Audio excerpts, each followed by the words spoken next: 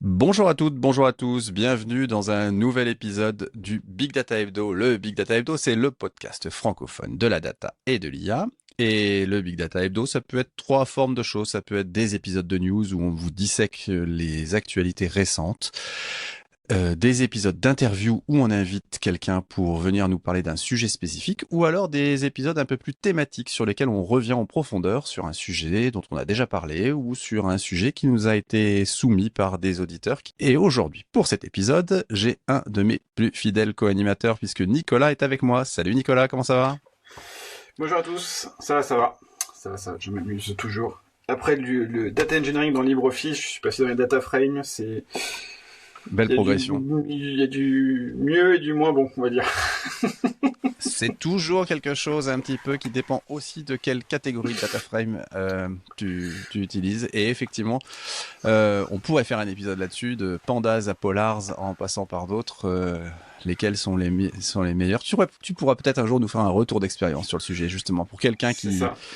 qui a abordé le sujet par la face nord, sous pression, puisque évidemment, et ce n'est pas pour faire une mauvaise blague par rapport à ce qu'est ton métier, mais Pas mal. puisque tu es toujours CTO chez Flovea et tu construis de la plomberie connectée. Ça, je suis une Euh, solution intelligente de gestion de réseau d'eau. Et pour ma part, je suis Vincent Huchting, je suis le cofondateur de ce podcast et quand je n'anime pas ce podcast, j'aide mes clients à construire les plateformes data et IA qui vont changer leur business. Et donc, n'hésitez pas à me solliciter. Merci d'avance. Alors, avant de commencer cet épisode, on va parler d'un petit événement qui est sûrement la semaine prochaine pour ceux qui seront à Devox Paris le 17, le jeudi 17. Eh bien, vous pouvez nous rejoindre puisqu'il y aura un BOF Big Data Hebdo, le même qu'on avait fait pas l'an dernier, mais l'année d'avant, je crois. Je me souviens plus. Peut-être l'an dernier. On a peut-être fait l'an dernier. Je me souviens plus. Ouais. Et c'était donc on va essayer d'enregistrer un épisode en live. Donc d'ici là, ceux qui seront présents, n'hésitez pas à soumettre des sujets que vous voudrez nous voir aborder. Donc n'hésitez pas à venir nombreux. On a passé dans le Slack le lien pour faire les formalités administratives pour pouvoir entrer au Palais des Congrès ce jour-là. Donc n'hésitez pas à venir. Je dis effectivement, on n'est pas obligé d'aller à toute la conférence, on peut assister juste, faut venir juste le jeudi soir. Juste le jeudi soir et les places sont gratuites. Voilà, donc c'est important par contre de vous inscrire au préalable. Euh, alors Nicolas, on va revenir sur de l'outillage qui est finalement entré dans notre quotidien il y a un petit bout de temps déjà, hein, puisque je me suis amusé à faire un petit peu d'archéologie dans les archives de ce podcast pour voir quand est-ce qu'on en a parlé la première fois. Et je crois que c'est toi qui en as parlé la première fois d'ailleurs, puisque tu rédigeais les brèves à un moment donné, et c'était dans une brève qu'on avait parlé en premier de ce sujet. Et donc, on va parler aujourd'hui de DBT, mais on va aussi parler de SQL Mesh, qui est son concurrent. Alors, on va voir que c'est pas tout à fait concurrent, parce qu'ils ont un positionnement un petit peu différent les deux. Mais on va parler de cette mouvance de l'analytic engineering et on va parler de DBT et donc de pourquoi est-ce que SQL Mesh est arrivé et qu'on va essayer de comprendre les deux outils et voir comment est-ce qu'il faut utiliser l'un ou l'autre. Euh, et c'est vraiment un outil, enfin pour ceux qui ne se seraient pas penchés dedans, c'est vraiment quelque chose qui révolutionne. Et aujourd'hui, quand on interroge des gens autour de la manière de laquelle ils imaginent la construction, la modélisation autour de leur data warehouse, je crois qu'on a quelque chose. J'ai lu des statistiques comme quoi 90 voire 95% des gens interrogés s'imaginer utiliser un outil tel que SQL Mesh pour faire SQL Mesh ou DBT. C'est plutôt DBT généralement, parce qu'il y a finalement assez peu de gens qui pour l'instant vont sur SQL Mesh directement. Mais il y a quand même une immense majorité des gens qui n'imaginent plus faire du SQL sans avoir un outil qui les aide à faire ça. Alors quand est-ce qu'on en a parlé? C'est assez amusant puisque effectivement le premier tag, c'est pas d'hier, c'était le 7 mai 2021 où on a le premier tag DBT qui est apparu dans ce podcast. On a enregistré 3 épisodes où on en a vraiment beaucoup parlé, si les tags sont fiables. J'entends. Je suis pas certain qu'ils soient fiables depuis toujours. C'est l'épisode 129 en 2021. Ensuite, on a fait le 187 où Paul Marcombe de Compte Nickel est venu nous en parler. C'est la manière de laquelle ils sont structurés justement leur data warehouse avec DBT. Et ensuite, on avait eu même la chance d'avoir quelqu'un de chez DBT, Florian Eden, qui était venu nous voir pour l'épisode 195. Alors pour ce qui est de SQL Mesh, c'est un peu plus timide parce que on a une seule notion de SQL Mesh, c'est l'épisode 186 qui était en mars 2024. Donc on est un peu plus léger sur SQL Mesh, mais on va essayer de corriger tout ça.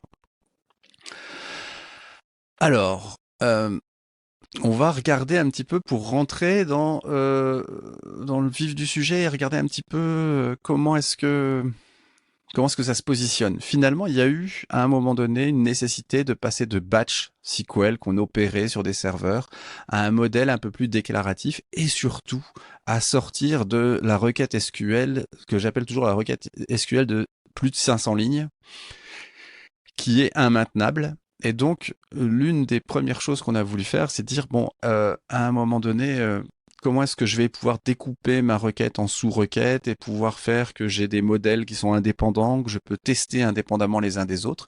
Et ça, c'est vraiment moi, c'est ce qui m'a amené à utiliser ces outils. Hein. C'est vraiment cette nécessité de regarder dans quelle mesure je savais avoir du SQL plus modulaire et être en mesure de faire des choses. Alors, il y a aussi un deuxième facteur qui a fait qu'on est venu sur ces outils, c'est le retour en force du SQL. Ça, on en a souvent parlé déjà. Hein. C'est que à un moment donné, on avait dit surtout plus de SQL. C'est tellement le bordel ce SQL qu'on n'en veut plus.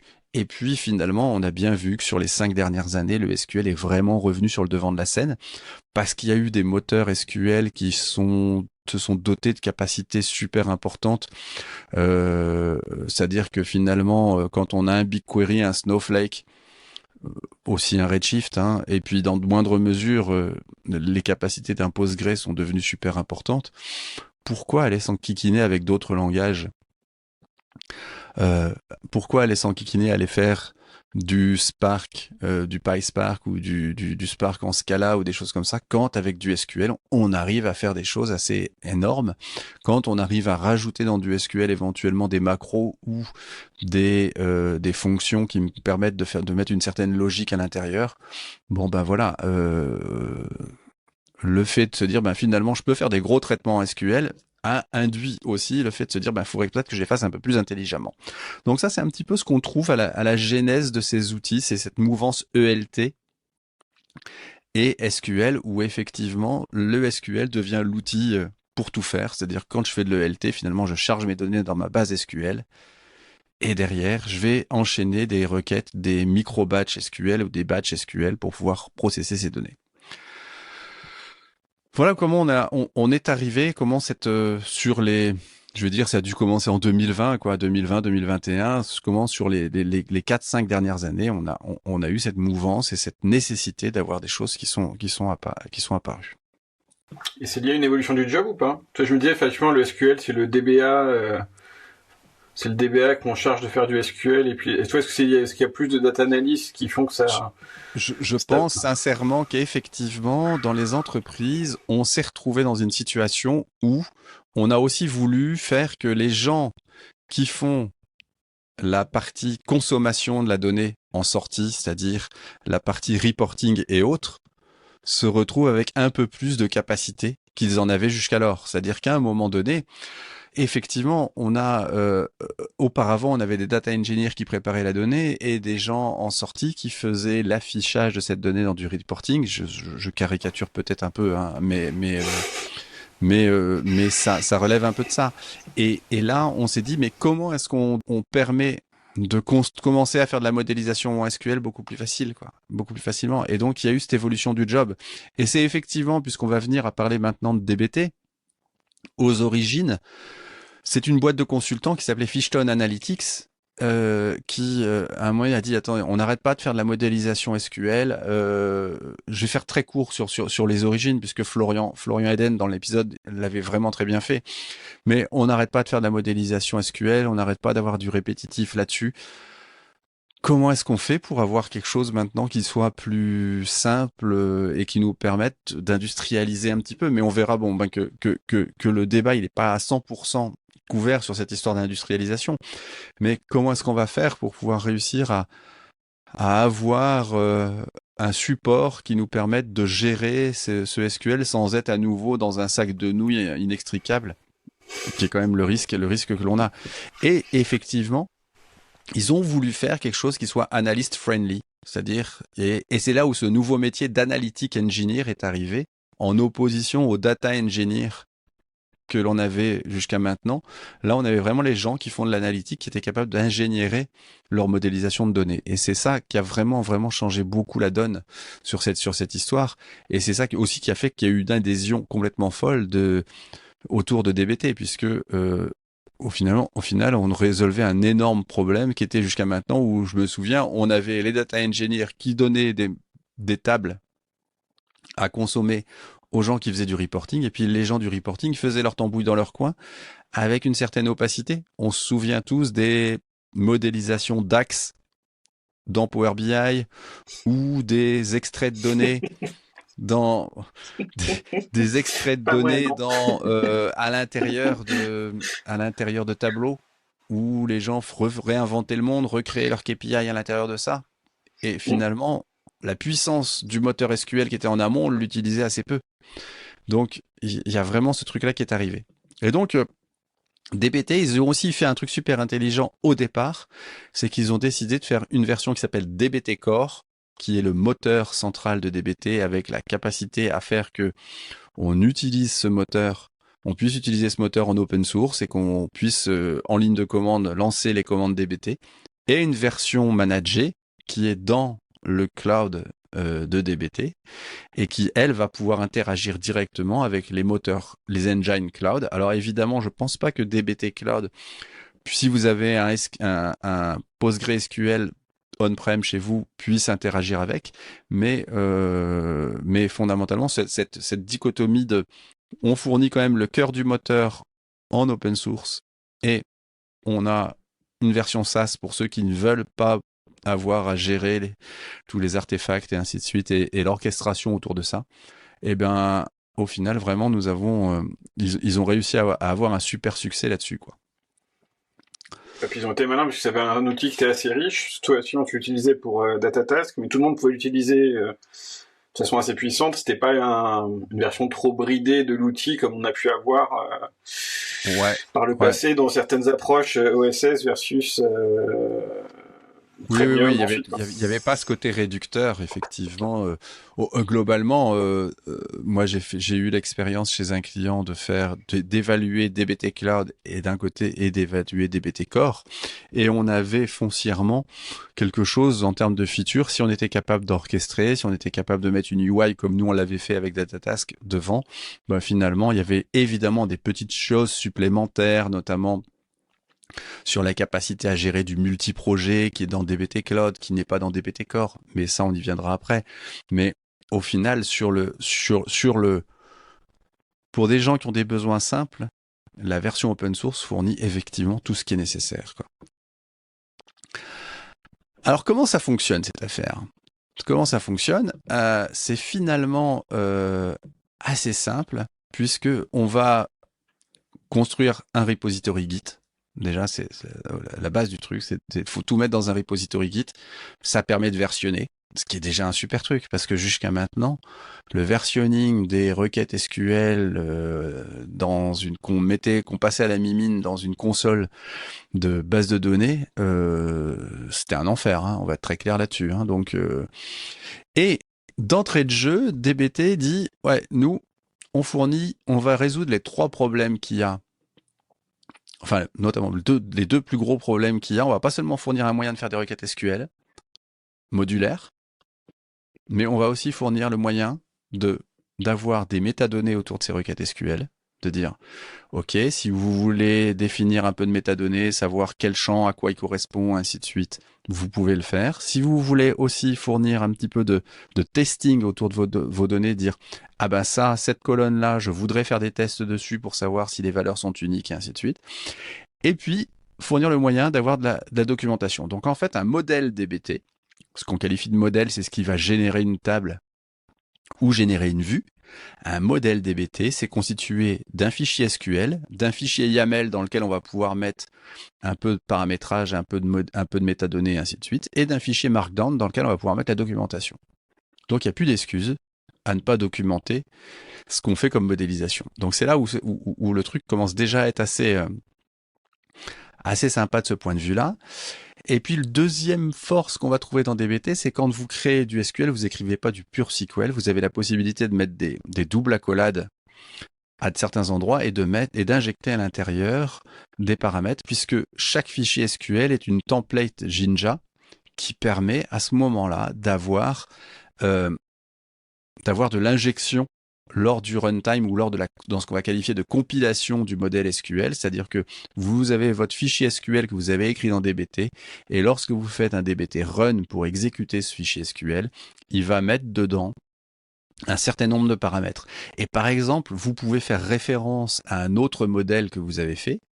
Cet autre modèle, il est effectivement matérialisé sous forme d'une table ou d'une vue à l'intérieur de votre database, mais jamais vous allez dire from db.schema.table. Jamais vous allez écrire ça, vous allez juste écrire la référence au modèle. Et lorsque vous compilez votre modèle à la volée avec une cible qui est une base de données bien précise, ce qui va se passer, c'est que à ce moment-là, DBT va mettre le vrai nom physique de votre base de données. Et donc, vous voyez venir le truc, ça veut dire qu'une modélisation que vous avez faite, vous êtes capable de la transporter éventuellement d'une base de pré-prod vers une base de production en changeant les paramètres qui sont à la racine du projet en termes de destination. Donc c'est là où il y a un petit truc qui résolvait quand même énormément des problèmes qu'on avait de mise en production de DBT, quoi. C'est clair qu'effectivement là-dessus il y a eu un gros progrès qui a été fait de ce point de vue-là, quoi. Ensuite, on a un deuxième truc, c'est que ça constitue un DAG. Alors pour ceux qui savent, le DAG, c'est un direct acyclic graph, pour ceux qui n'ont pas cette terminologie dans leur vocabulaire quotidien. Et ce direct acyclic graph, c'est quoi? C'est effectivement le fait de pouvoir dire, depuis une source, j'ai un graphe qui ne boucle pas, mais je vais pouvoir avoir toutes mes sources de données d'un côté et toutes les tables générées en sortie. Et je vais pouvoir voir le cheminement de la donnée, c'est-à-dire de quelle table est dépendante telle table. Si par exemple je fais un select pour créer une nouvelle table, je fais un select quelque chose depuis une autre table, et ben à ce moment-là, je vais pouvoir aller voir que cette table dépend de celle-ci et celle-ci, cette table dépend de celle-ci. Et donc ça, c'est quelque chose de super intéressant puisque ça vous permet aussi de faire des exécutions sélectives et de dire, ben finalement, ok, aujourd'hui, je vais modifier cette table-là, je vais modifier la définition d'une colonne dans l'ordre SQL que j'ai écrit. Et à ce moment-là, qu'est-ce qui va se passer? Je vais pouvoir dire, ben, recalcule-moi cette table-là et toutes les tables dépendantes, puisqu'on a un graphe qui nous permet d'avoir ces dépendances.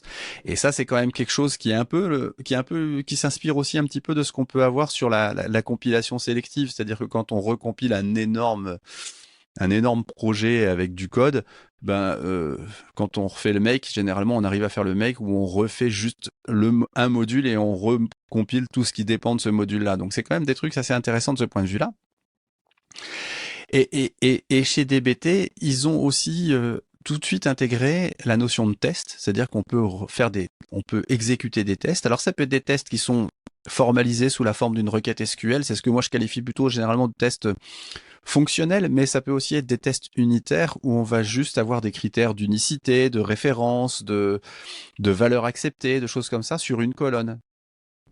Et quand on fait DBT test, en fait, DBT, il va traduire ça sous forme de requête SQL et il va exécuter les requêtes SQL sur votre base. Alors, il faut faire attention parce que si vous êtes dans un large scale data warehouse, par exemple, pensons par exemple à BigQuery, le DBT test, il peut être susceptible de s'exécuter sur toute la table et donc de vous faire quand même un coût important en termes de lecture quand vous allez exécuter le test. C'est un peu l'expérience qui parle là. On s'est rendu compte parfois que ça pouvait être un petit peu gênant, cette affaire. Et donc, donc, on va pouvoir faire ça. Et puis aussi, DBT a introduit très vite un petit truc sympa. On a parlé tout à l'heure du fait de pouvoir faire du Jinja. Vous pouvez définir des macros. Imaginez que vous voulez faire une requête SQL qui fasse un pivot d'une table et qui recrée des colonnes pour une autre table. Si vous devez l'écrire, cette requête SQL, c'est un enfer, quoi. C'est-à-dire que vous allez écrire des cases, machin, à pu en finir. Ben, en fait, vous pouvez faire une boucle en Python qui va vous générer du code à l'intérieur et ça, c'est une macro qui va vous permettre de générer un sous-morceau de requête SQL et vous allez vachement gagner de temps en faisant cette macro comme ça. Donc c'est vraiment des choses super intéressantes de ce point de vue-là, qui permettent d'accélérer le développement là-dessus. Et puis il y a tout un set de commandes, c'est-à-dire quand vous installez DBT, c'est un package Python que vous installez et vous allez vous retrouver avec tout un set de commandes que vous pouvez opérer, qui vont être les DBT run pour exécuter les modèles, ou du DBT test, du DBT docs pour générer de la documentation, puisque bien évidemment, tout ça, ce que ça fait, c'est que ça vous crée un artefact avec dedans un grand fichier JSON dans lequel il y a toutes les caractéristiques de votre projet, avec toutes les colonnes et tout ce qui s'ensuit. Et puis, si vous faites un DBT docs generate ou un DBT docs serve, je crois, je me souviens plus exactement de la syntaxe, eh bien, vous allez pouvoir à ce moment-là avoir un site web qui va être dans lequel vous allez pouvoir naviguer, qui vous donne un mini catalogue de votre projet avec. Donc c'est un catalogue technique, hein. Il n'y a aucune notion de glossaire métier comme on peut trouver dans d'autres catalogues du marché, mais vous allez retrouver assez rapidement un catalogue technique qui permet de naviguer dans le schéma de vos bases de données, de pouvoir voir quels sont les trucs, et aussi de voir dans ce catalogue toutes les documentations que vous avez remplies dans les fichiers Markdown, évidemment. Et puis aussi les métadonnées que vous avez pu saisir en termes d'attributs que vous voulez mettre par rapport à vos colonnes, en termes de valeurs acceptées ou de choses comme ça. T'avais le lineage aussi dans la doc. Et dans la doc, effectivement, on se retrouve avec un très joli graphe qui permet d'avoir le lineage où on peut sélectionner une table et voir les tables dépendantes, les tables ascendantes et les tables descendantes autour de cette table-là. Et ça, c'est un super truc parce que à un moment donné, pour faire une étude d'impact, dire alors attention, si je bouge cette table, si je change quelque chose dans cette table, quels sont les autres trucs qu'il faut que j'aille regarder, que j'aille vérifier pour être certain que ça fonctionne bien.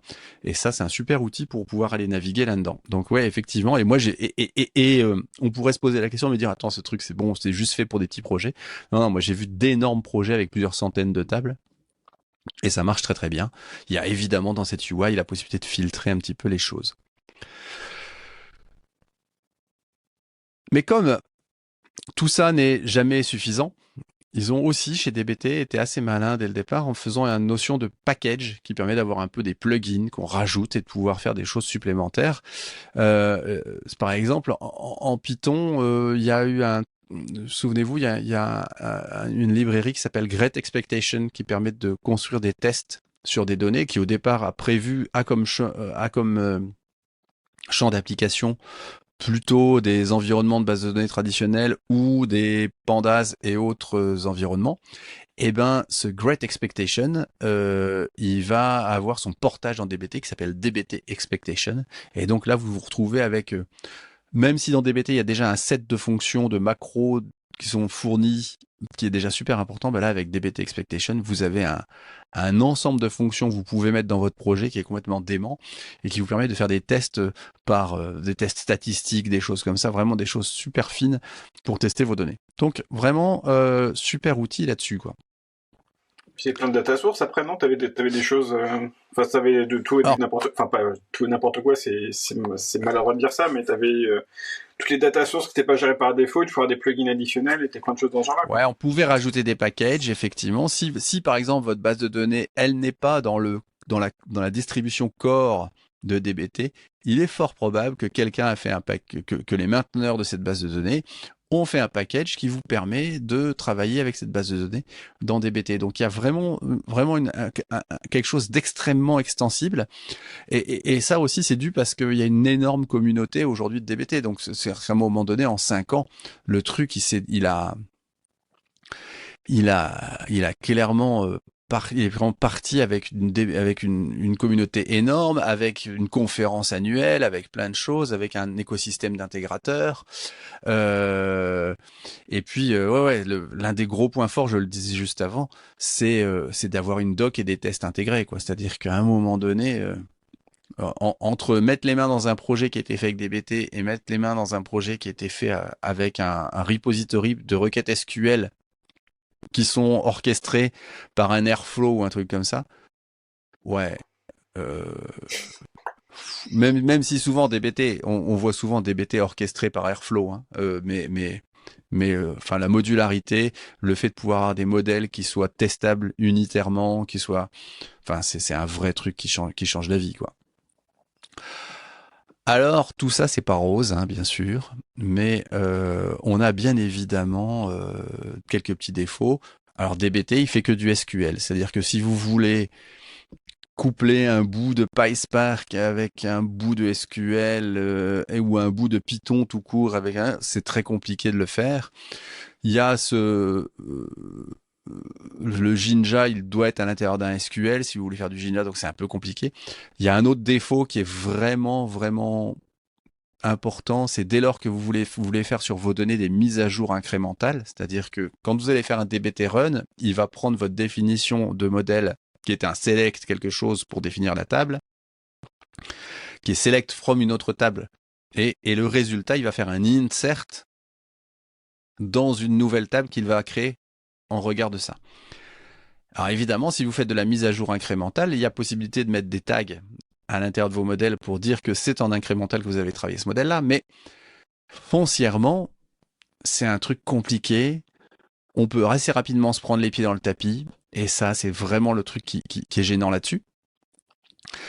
Si vous avez plusieurs projets DBT, c'est pas facile de les faire collaborer ensemble, c'est-à-dire qu'un projet soit la source du suivant, enfin, parce que vous avez voulu décomposer en plusieurs équipes dans votre environnement, donc ça, c'est pas facile. Et puis, on a souvent, si vous avez suivi, on a parfois parlé de stratégies qui soient du test, audit, build.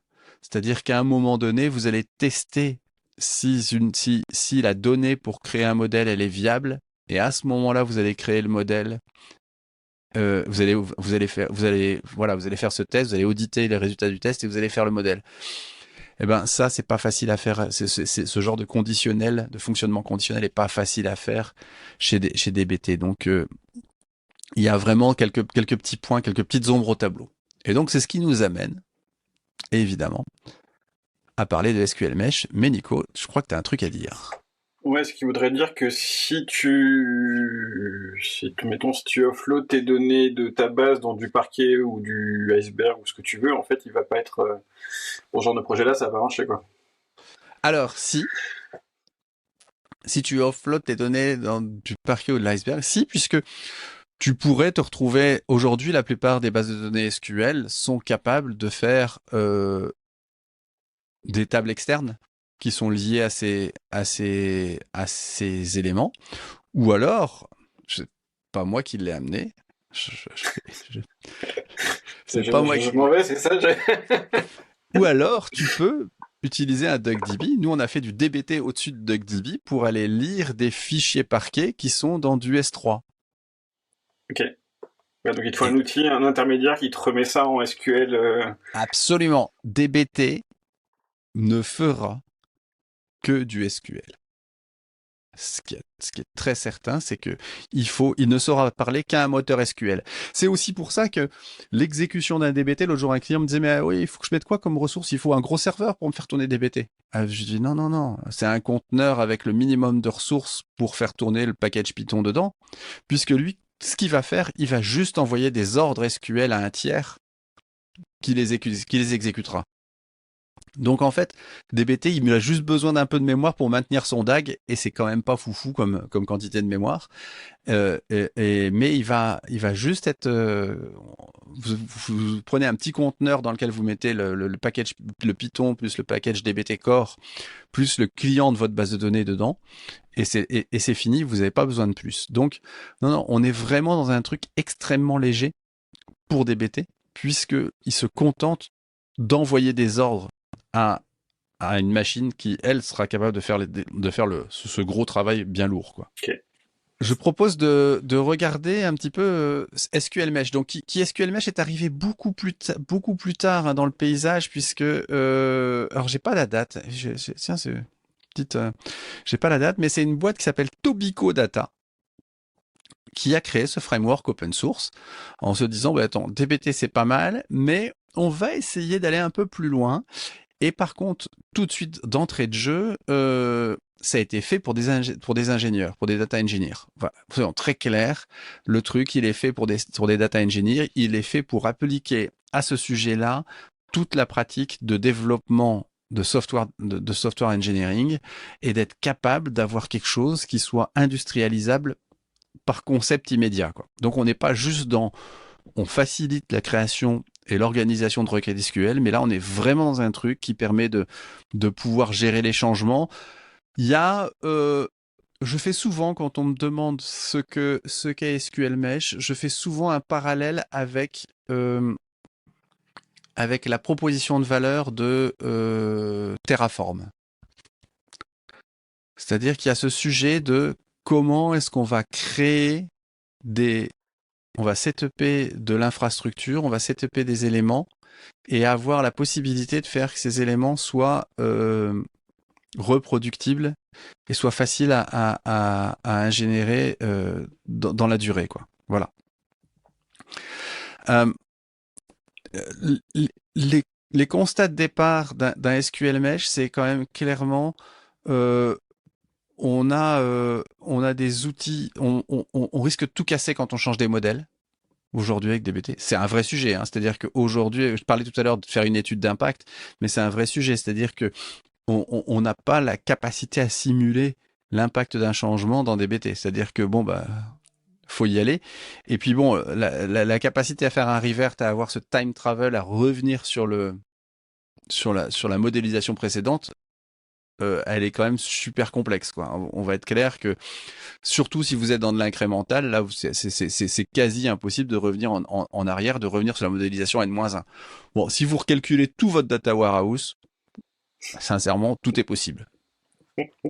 Voilà, donc c'est vraiment quelque chose qui a, sur ce SQL Mesh, qui a été vraiment, il y a une inspiration DevOps super forte dedans, qui permet d'aller vraiment très très loin là-dessus. Et puis, tout à l'heure, on parlait de faire exclusivement du SQL avec DBT. Ben là, avec SQL Mesh, vous pouvez faire du SQL ou du Python. Et donc là, c'est là où ça devient super intéressant, parce que vous pouvez créer un modèle sous forme d'un fichier Python et sous forme d'une fonction Python qui renvoie évidemment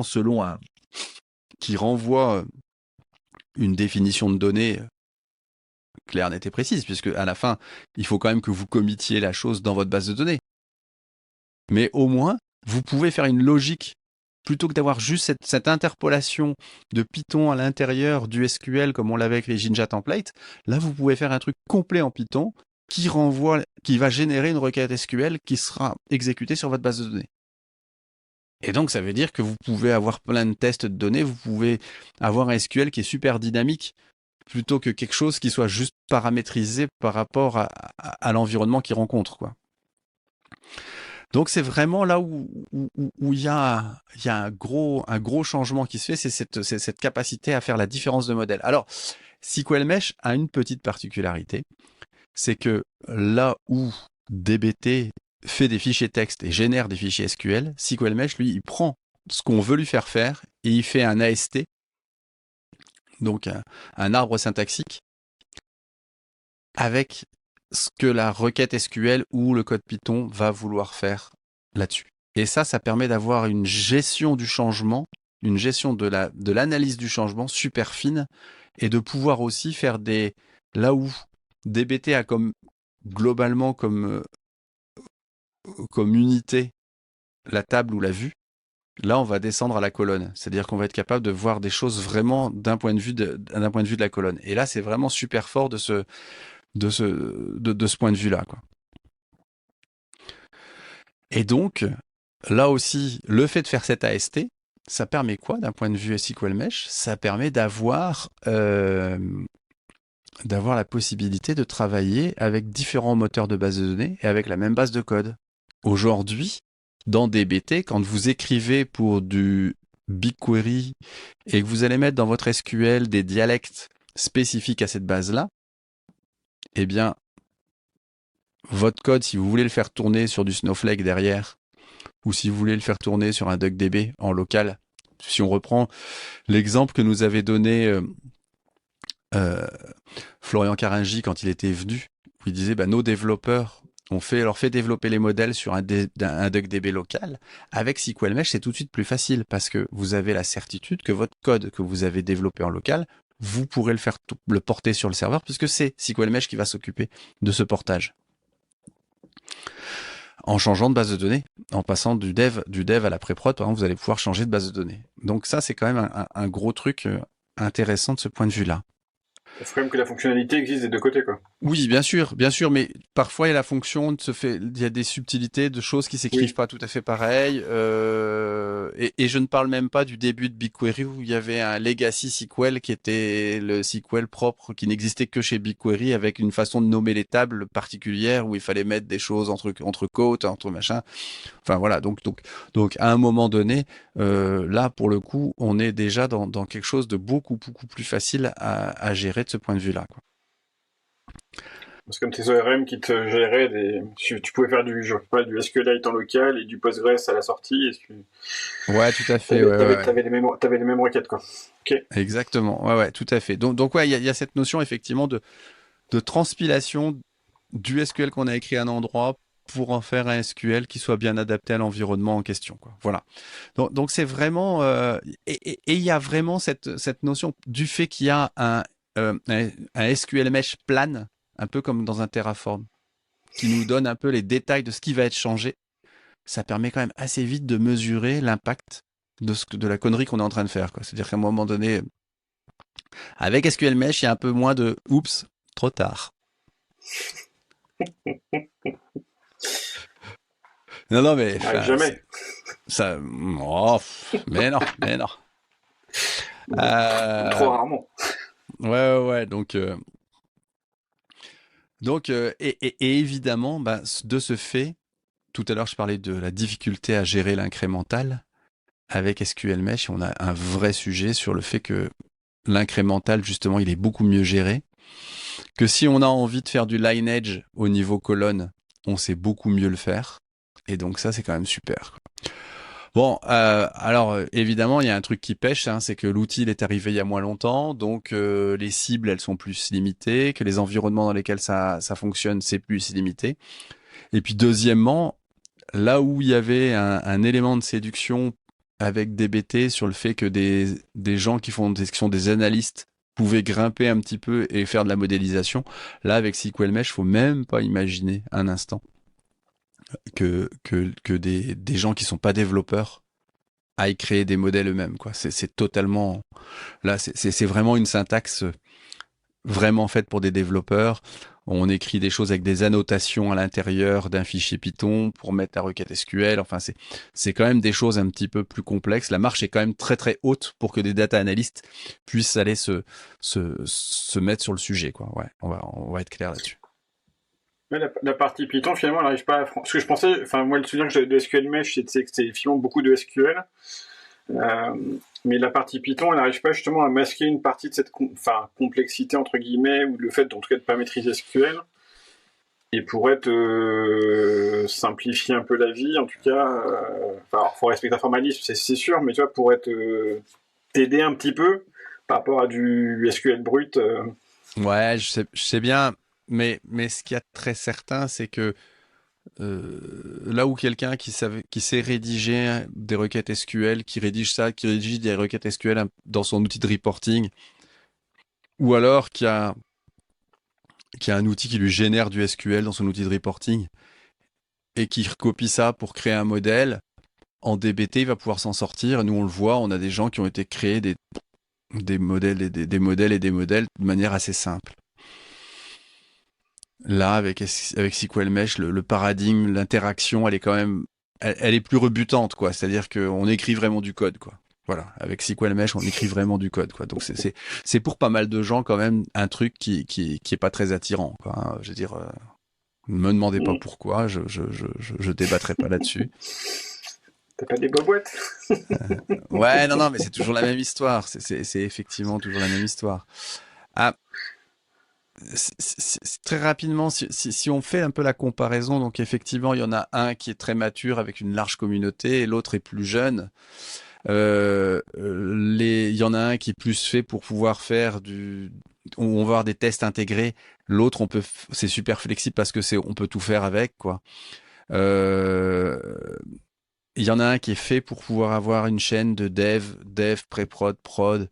L'autre, c'est quand même un peu plus difficile de gérer cette isolation. Euh, L'observabilité de ce qu'on est en train de faire, elle est quand même plus avancée dans SQL Mesh. Il y en a un qui est facile et l'autre qui est quand même beaucoup plus technique. Voilà. Pour résumer, c'est quand même le truc qui est quand même assez amusant. Alors, vous allez me dire à un moment donné, à quel moment il y a des gens qui ont adopté SQL Mesh, parce que comme c'est jeune, est-ce qu'on a des retours d'expérience? Ouais, on a quelques retours d'expérience et surtout de gens qui faisaient du DBT auparavant, qui disaient bah, DBT, ça a été notre choix par défaut. Et à un moment donné, il a fallu qu'on est arrivé à un plafond de verre. Et il fallait qu'on fasse vraiment des trucs compliqués, de scripts qui tournent à côté, qui extraient des données des artefacts, ainsi de suite. Et nous, on le voit hein, chez certains clients, où on a dû faire des circonvolutions assez fortes et on se dit, oh là là, si SQL Mesh avait existé quand on a démarré avec eux, on serait quand même beaucoup plus à l'aise aujourd'hui. Et ce qui est assez marrant, c'est que j'ai entendu quelqu'un dire, avec SQL Mesh, on avait l'impression de faire du dev. On a l'impression de faire du dev logiciel, pas du bricolage de requêtes. Alors c'est un peu trash, hein, mais c'est les gens que j'ai rencontrés qui ont fait ces stratégies de migration. Ils disent, ben aujourd'hui, nous, on est en une migration progressive. On garde DBT pour des transformations simples avec des équipes qui font du self-service analytics. Et on va aller vers du SQL Mesh pour des pipelines critiques, pour vraiment les trucs qui sont au cœur de notre environnement. Et ça nous permet quand même d'aller beaucoup plus loin et de pouvoir se dire, ben finalement, on a le cœur du truc qui est super stable, super fiable. Et pour la modélisation, ce qu'on va pouvoir qualifier de modèle sémantique par quelques côtés, qui est vraiment à la main des utilisateurs de la donnée, du DBT peut convenir. Et on est capable derrière d'avoir une migration des assets DBT dans du SQL Mesh, puisque SQL Mesh a bien compris qu'il allait arriver dans un marché où DBT est bien implanté. Et donc, il y a une capacité à récupérer des projets DBT et et à en faire du SQL Mesh. Donc, c'est quand même, voilà, la boîte dont j'avais lu l'interview, c'était une scale-up de la fintech et les mecs disaient, bon, bah voilà, on fait ils font 30 modèles mis à jour par semaine. Ils ont du Snowflake, un peu de Spark avec des traitements lourds, des dashboards critiques en production, des équipes qui mêlent data engineer, analytic engineer et dev produit. Et il dit, après un an d'utilisation de DBT dans ce contexte, on s'est rendu compte que ouais, c'était super, on a eu une super adoption, on a pu documenter, c'était vachement bien. Mais à chaque semaine, lorsqu'on faisait le rollout des modèles qu'on avait changé, on serrait vraiment les fesses, quoi. C'était vraiment compliqué, quoi. C'est-à-dire que il y a les environnements de dev, c'était compliqué à gérer, le fait que tout fonctionne, tout soit à peu près pareil. Et puis il disait ils arrivaient à ce sujet dont on parlait tout à l'heure, que les templates Jinja, c'était parfois pas suffisant, qu'il fallait pouvoir faire une vraie logique conditionnelle.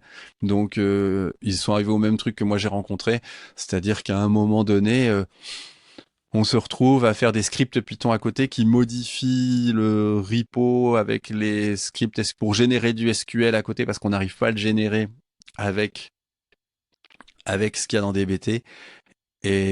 Et donc là, on se retrouve avec des commits qui peuvent être foireux, enfin des choses comme ça. Donc c'est un peu compliqué, quoi.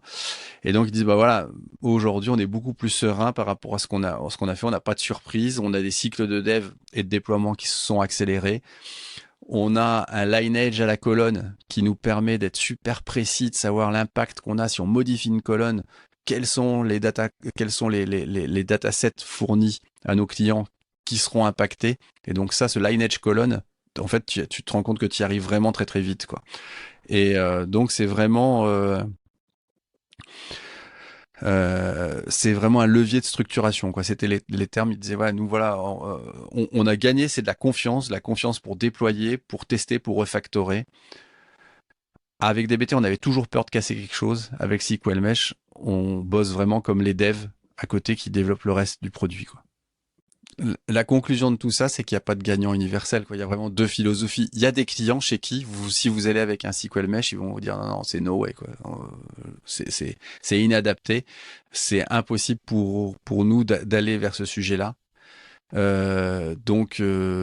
Mais par contre, effectivement, si vous voulez mettre du DBT en production, il va falloir entourer le truc d'un paquet de choses pour pouvoir rassurer tout le monde sur le fait que ça va bien se passer, quoi. Et ça, c'est un autre sujet non négligeable que vous allez pouvoir résoudre avec SQL Mesh, quoi. Donc bon, à nouveau, comme souvent dans notre histoire, ça dépend de la culture, des équipes, de tout ce que vous voulez. Ça dépend énormément de l'humain, ce qui est quand même un truc très rassurant parce que finalement, toutes nos histoires de machines et compagnie, l'humain finalement reste le truc bien au centre de la chose, quoi. Ouais. T'as une petite question, parce que je l'ai pas abordé. Les gens de chez enfin les créateurs là de, je sais plus le nom, Tobico Data. Tobico Data, ils ont une offre, j'en sais rien, cloud premium. Est-ce que Euh, tu, ou parce qu'ils font pas, enfin ils doivent bien se financer, ils doivent bien manger ces gens-là. alors chez Tobico Data, si on va sur leur site, effectivement, il y a un Tobico Cloud qui est leur offre payante, qui va permettre de faire tourner au même titre que ce que faisait DBT, hein, où vous aviez le DBT Core et après vous vous débrouillez pour mettre tout ce que vous voulez mettre, le Chrome autour pour pouvoir en faire un truc utilisable par des utilisateurs. Bah là, avec Tobico Cloud, vous avez une version tout intégrée qui vous permet de gérer les data transformations à l'intérieur de donc à l'intérieur d'un environnement tout bon qui donc intègre du SQL Mesh et va aller dialoguer avec vos bases de données directement depuis le cloud. Donc la physionomie est vraiment très proche de ça. Euh, et c'est quand même quelque chose d'assez simple. Alors j'ai oublié de parler d'un petit truc. J'ai oublié de parler du fait que les gens qui sont dans l'environnement Google, ils ont aussi une autre alternative qui s'appelle Dataform. C'est effectivement, Dataform fait la même chose que DBT et SQL Mesh, mais est réservé exclusivement à l'environnement BigQuery. C'est une boîte qui avait fait ça, non pas en Python, mais en JavaScript, et qui a été rachetée par Google. Alors de manière assez inquiétante, la boîte avait disparu pendant 2 ans, c'est-à-dire que le produit a disparu pendant 2 ans au moment où Google l'a racheté. Et puis il s'est avéré que derrière ça, ils ont sorti ce produit, ils l'ont intégré à la console BigQuery. Alors très sincèrement, je l'ai jamais testé, puisque nous on était déjà parti sur DBT avant que ça apparaisse chez nos clients qui sont des clients BigQuery. Mais voilà, il y a cette alternative qui existe là-dessus, quoi. Et du coup, tu fais tes requêtes en JavaScript? Ou c'est... Non, Ça me fait un peu tu peur, fais mais... tes requêtes en SQL et tu es capable de mettre là où tu fais ton Jinja avec du Python à l'intérieur, là, dans DBT, tu vas le faire en Ok. JavaScript à l'intérieur de ça. Voilà. Voilà. Globalement, l'idée, c'est celle-là, hein. C'est pas, et bon, aujourd'hui, je sais pas combien de gens partent sur Dataform, euh, plutôt que de partir sur DBT. J'en sais rien. Mais sincèrement, je suis pas certain que je tenterai l'aventure, moi. Ouais, puis ça c'est un lock-in sur Google. Alors, après, ça Ben dépend voilà. comment tu gères ton lock-in, mais soit tu dis, finalement, je vais être un peu universel et je fais du DBT ou du SQL Mesh, ou alors j'utilise à fond mon provider cloud et je fais du Dataform, quoi. Alors, la question que j'ai pour toi, Nicolas, c'est est-ce que ta prochaine étape après les data frames, J'attendais. c'est de faire de la modélisation avec SQL Mesh? Je ne suis pas certain. Non, parce qu'en plus, les données que je manipule, elles viennent de Warp10. Enfin, donc il y a une grosse Ah, partie que je manipule dans Warp10. Après, je ah renvoie ouais. dans Warp10. Et ce qui est au Hmm, milieu, effectivement, pour l'instant, c'est un data frame, mais hmm. donc non, Ça pas va tout de perdre un peu suite. ça va perdre un peu de sa saveur quand même, tout ça au Non, milieu. sinon, non, faut que j'aille enfin, sinon, faut que je prenne dans Databricks, parce que après, j'utilise les fonctions de Warp10, machin, ça devient compliqué, quoi. Je suis pas sûr que mon chef apprécie la note. Je suis pas sûr d'avoir envie d'aller quand même dans ce scénario-là. Donc non, non, non, non, non, peut-être une autre fois, peut-être. Je te remercie de ta proposition. Donc voilà. Donc c'était un peu cette passage en revue de cette affaire de comment on peut faire les outils qui sont disponibles et faire un petit peu un état de l'art du moment sur qu'est-ce qu'il faut faire. Et donc bien évidemment, si vous êtes développeur, le pari du futur, c'est quand même plus SQL Mesh que DBT. Ça semble assez évident puisqu'il y a quand même beaucoup de choses qui ont été corrigées, mais l'effort quand même est pas négligeable pour y aller, quoi. Voilà. Et pour l'instant, d'ailleurs, les gens de chez DBT, ils ont pas, enfin, l'arrivée d'SQL Mesh les a pas fait revoir leur copie de fond en comble pour l'instant, non. Non, pour l'instant, ils ont pas, je crois pas qu'ils aient annoncé des choses, mais ils ont un train de features quand même assez conséquent ils acquièrent des nouvelles boîtes pour pouvoir augmenter le feature set, mais leur angle reste intact, quoi. C'est-à-dire que leur angle, c'est vraiment ce métier de l'analytics engineer et de vraiment faire que cet analytics engineer, il soit avec une capacité à faire son boulot quotidien de manière beaucoup plus forte et puis à un moment donné à faire qu'on fait remonter les gens qui étaient en bout de chaîne à consommer de la donnée, les faire remonter vers la modélisation. Et ça, je pense que leur stratégie actuelle marche très bien pour faire ça, quoi. C'est clair, c'est évident. Voilà. Donc, j'ai appris plein de choses. C'était cool, merci. Ben, de rien. Ben, écoute. J'ai ça.